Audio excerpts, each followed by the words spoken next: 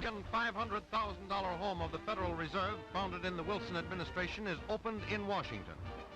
It was built during the Great Depression and was the backstop for the global economy during the last great financial crisis.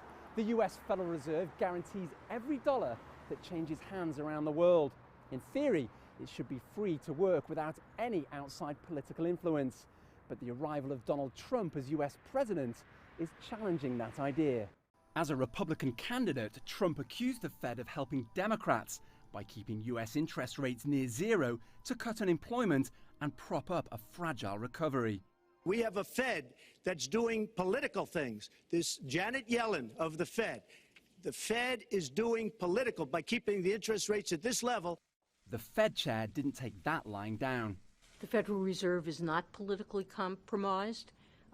We do not discuss politics in our meetings. The exchange led to fears Trump would, in turn, try to pressure the Fed to do his bidding. So why does it matter? The choices made by central banks affect the price of goods, how much you pay in the supermarket, it affects how much you pay for gas, it affects how much your loan is to pay a mortgage on your house. Often, politicians will want central banks to do things that are short-term expedient, but long-term dangerous for the economy. So, for example, politicians often want central banks to print lots of money because in the short run, printing money is like taking a drink. It feels really good. But if you print too much, you have an awful hangover later.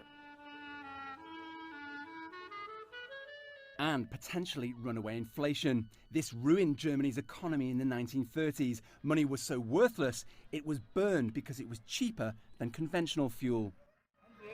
And more recently, people in Zimbabwe and Venezuela blamed their bouts with hyperinflation on leaders meddling with central banks.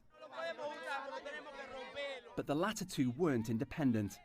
The reality is that even independent central banks are constantly fending off attempts by politicians to influence what they do for the economy.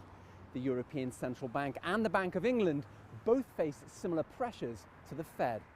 There are checks and balances in place to stop presidential overreach.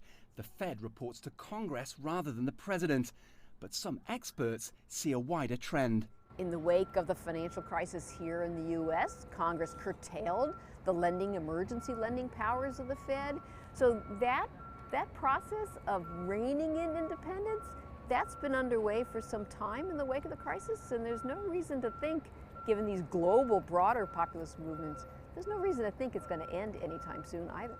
The ultimate test of President Trump's attitude towards the Fed may be in 2018, when he'll either reappoint Janet Yellen, former President Obama's choice, or replace her. Owen Fairclough, CGTN, Washington.